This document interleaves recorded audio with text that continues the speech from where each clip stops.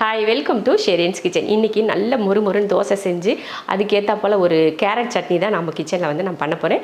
Carrot chutney ரொம்ப ஸ்பெஷலாக இருக்கும். டேஸ்ட் எல்லாத்துக்குமே நல்லாயிருக்கும். இட்லிக்கு நல்லாயிருக்கும், தோசைக்கும் நல்லாயிருக்கும், சப்பாத்தி கூட நல்லாயிருக்கும். நீங்கள் ரைஸில் போட்டு பிசைஞ்சு சாப்பிட்டா கூட ரொம்ப நல்லாயிருக்கும். அந்த மாதிரியான ஒரு அருமையான கேரட் சட்னி தான் பண்ண போகிறோம். அப்புறமா தோசைக்கு மாவு அரைக்கிற வீடியோ உங்களுக்கு தேவைப்பட்டால் வீடியோக்கு பின்னாடி நான் வந்து அட்டாச் பண்ணுறேன், அதையும் செக் பண்ணி பார்த்துக்கோங்க. கேரட் சட்னி பண்ணுறதுக்கு கொஞ்சம் 2 ஸ்பூன் அளவுக்கு எண்ணெய் ஊற்றிட்டு 2 ஸ்பூன் உளுந்து 2 ஸ்பூன் கடலைப்பருப்பு எடுத்துருக்கேன், சேர்த்துக்கோங்க. சேர்த்துட்டு ஒரு 3 வரமிளகாயை சேர்த்துட்டு இதை லைட்டாக வறுத்துக்கலாம். பருப்பு வந்து நல்லா வறுத்ததுக்கப்புறமா கேரட் சேர்த்துக்கலாம். இப்போவே கேரட் போட்டால் பருப்பு நல்லா வறுபடாது, அதனால் கொஞ்சம் வறுத்துட்டு அதுக்கப்புறமா கேரட்லாம் சேர்த்துக்கலாம். பருப்பு பாருங்கள் லைட்டாக கலர் மாற ஆரம்பித்த உடனே இதில் 2 கேரட் எடுத்து இந்த மாதிரி சின்னதாக வெட்டியிருக்கேன். அதே போல் ஒரு பெரிய வெங்காயம் எடுத்திருக்கேன். இது ரெண்டையுமே சேர்த்துக்கலாம். லைட்டாக வதங்கினதுக்கப்புறமா ஒரு 4-5 பல் பூண்டு போட்டுட்டு இந்த போல் சின்ன ஒரு நெல்லிக்காய் அளவுக்கு புளி எடுத்து சேர்த்துட்டு குட்டி நெல்லிக்காய் சைஸு புளி, அது கூடவே கொஞ்சம் கருவேப்பிலையும் சேர்த்து இதையும் ஒன்றா வதக்கிடுவோம். பாருங்கள் பருப்பு வந்து கலர் மாற ஆரம்பிச்சிருச்சு பார்த்தீங்களா. கொஞ்சம் வறுத்துட்டு போட்டிங்கன்னா எல்லாமே கரெக்டாக இருக்கும். நீங்கள் நல்லா சுத்தமாக வறுத்து கலர் மாறினதுக்கப்புறம் கேரட்டு வெங்காயம் ஏதாவது போட்டிங்க அப்படின்னு இருந்துச்சுன்னா பருப்பு வந்து ரொம்ப கருப்பாயிரும். அதனால் கொஞ்சம் வதங்கினதுக்கப்புறம் கொஞ்சம் வதக்கிட்டு உடனே சேர்த்திங்கன்னா அதுவும் மொத்தமாக வதங்கிடும். இது இந்த சட்னிக்கு மட்டும் இல்லை, நீங்கள் பருப்பு போட்டு எந்த சட்னி செஞ்சீங்கனாலும் இந்த மெத்தட் ஃபாலோ பண்ணுங்கள். கேரட்டு வெங்காயம் பார்த்திங்கன்னா நல்லா வதங்கிருச்சு. இந்த எண்ணெயில் வதக்கிறப்பவே கேரட்டும் நல்லா வதங்கிரும். அதனால் தனியால் வறுக்க தேவையில்லை, இது கூடவே சேர்த்து நீங்கள் வறுத்துக்கிட்டால் போதும். அவ்வளோதான், இது கூட வேறு எதுவும் நம்ம சேர்க்க தேவையில்லை. இப்போ இது ஒரு பிளேட்டில் மாற்றி ஆற வச்சுட்டு அரைச்சிக்கலாம். இப்போ அடுப்பு ஆஃப் பண்ணிடலாம். உப்பு போட்டு அரைச்சிக்கலாம்.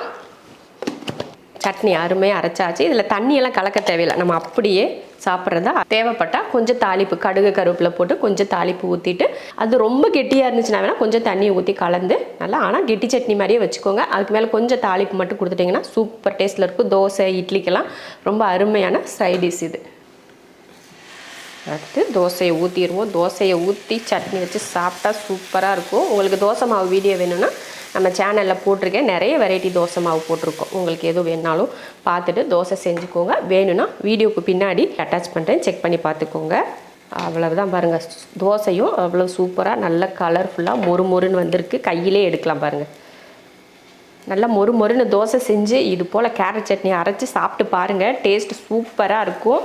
மாவும் பார்த்தீங்கன்னா இதே மெத்தடில் அரைச்சிங்கன்னா தோசையும் நல்லா மொறுன்னு வரும், இட்லியும் சூப்பராக வரும். ட்ரை பண்ணி பாருங்கள்.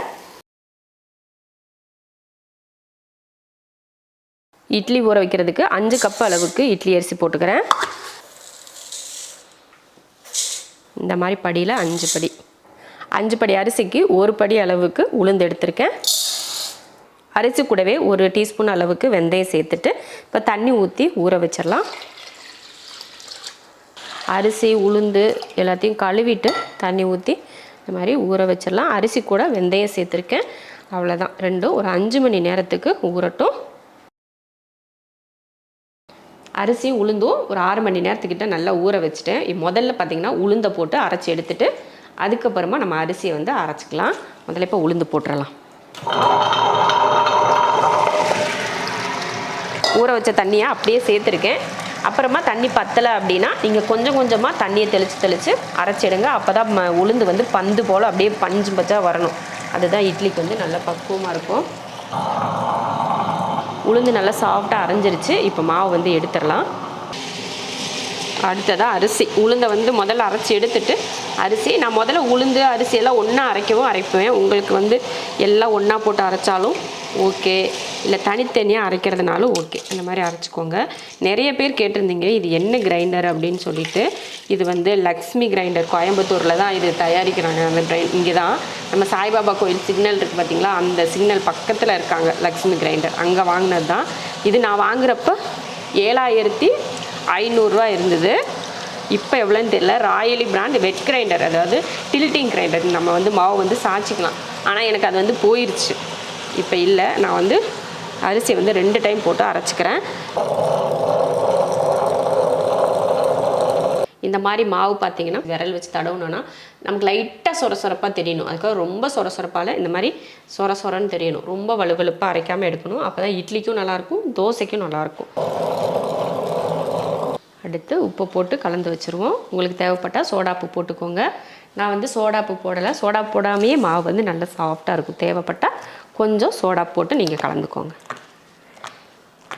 அவ்வளவுதான், மாவு ரெடி.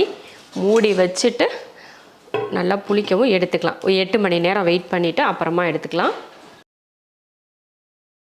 காலையில் அரைச்சி வச்ச மாவு இப்போ சூப்பராக பொங்கி வந்திருக்கு பாருங்க. நைட்டு டின்னருக்கு இப்போ இட்லி தான் ஊற்ற போகிறேன். எல்லா மாவும் மொத்தமாக கலக்க வேணாம். தனியாக ஒரு பாத்திரத்தில் எடுத்து மாவை கலந்துட்டு அப்புறமா இட்லி ஊற்றிக்கலாம்.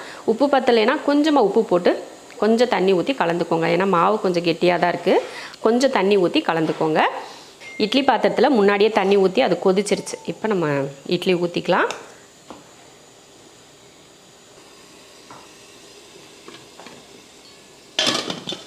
அவ்வளோதான், ஒரு 8 நிமிஷத்துக்கு வேகட்டும். அப்புறம் எடுத்து பார்த்துக்கலாம். அதுக்குள்ளேயும் நம்ம வந்து சைடிஷ்லாம் ரெடி பண்ணிக்கலாம்.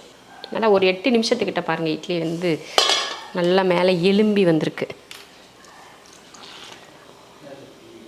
அவ்வளோதான், வெந்துடுச்சு, எடுத்துருவோம்.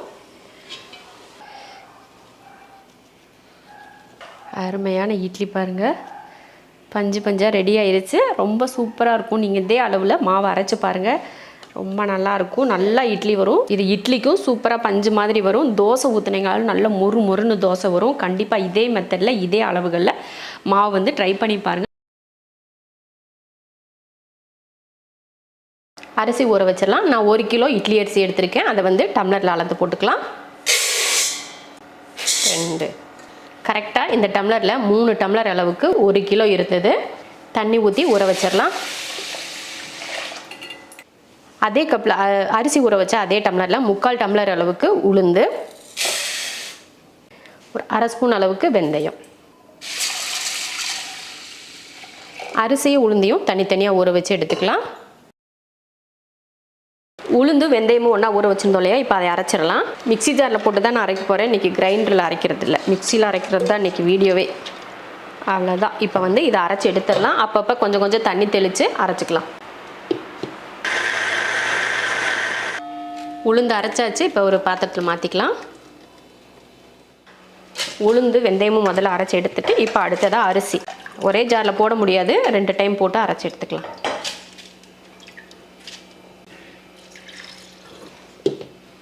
பார்த்தீங்கன்னா நல்லா பக்குவத்துக்கு அரைச்சாச்சு. லேசாக அந்த குருணையாக லேசாக இருக்கிற மாதிரி இருக்கணும். நம்ம தோசை மாவு கரைக்கிற மாதிரி ரொம்ப வலுவலுன்னு அரைக்காமல் இந்த மாதிரி லைட்டாக குருணையாக இருக்கணும். அக்கா ரொம்ப குருணையாக இருக்கக்கூடாது. இப்படி நம்ம தொட்டு பார்த்தோம்னா சொர சொரன்னு இருக்கா அப்படின்ற மாதிரி பார்த்துக்கிட்டா போதும். இப்போ இதை மறுபடியும் உளுந்து கூட சேர்த்துடலாம். சேர்த்துட்டு இன்னொரு டைம் அரிசி போட்டு அரைச்சிக்கலாம். அரிசி உளுந்து அரைச்சாச்சு. அது கூட உப்பு போட்டு கலந்து வச்சிடலாம். நல்லா கெட்டியாக இருந்ததுன்னா கொஞ்சம் தண்ணி கலந்துக்கோங்க. இல்லை தண்ணியெல்லாம் நிறையாவே ஊற்றி அரைச்சிருக்கோன்னா தண்ணியெல்லாம் கலந்துக்க வேணாம். அவ்வளோதான், தண்ணி வந்து நமக்கு கரெக்டாக இருக்குது. அதனால் எக்ஸ்ட்ரா தண்ணி ஊற்ற தேவையில்லை. நீங்கள் ரொம்ப கெட்டியாக அரைச்சிருக்கீங்க அப்படின்னா ஊற்றிக்கோங்க. நல்லா இந்த மாதிரி கை வச்சு நல்லா அப்படி கலந்து விடணும்.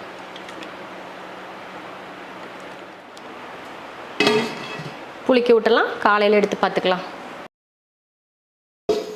மாவு பாருங்கள் நல்லா பொங்கி வந்துடுச்சு. காலையில் சூப்பராக இருக்குது.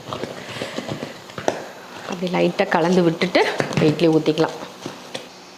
தண்ணி ஊற்றி நல்லா கொதிக்க ஆரம்பிச்சிருச்சு. இப்போ வச்சிடலாம். கொஞ்சம் தண்ணியை தெளிப்போம். அப்படியே குத்தி பார்த்தோன்னா வெந்துருச்சாலே சூப்பராக இறங்குது போ. அவ்வளோதான், சூப்பராக இட்லி வெந்துருச்சு. இப்போ எடுத்துருவோம். அவ்வளோதான், துணியில் ஒட்டாமல் அப்படியே உருண்டையாக வந்திருக்கு பாருங்கள் இட்லி. பாருங்கள் சூப்பராக பஞ்சு மாதிரி இருக்குது இட்லி.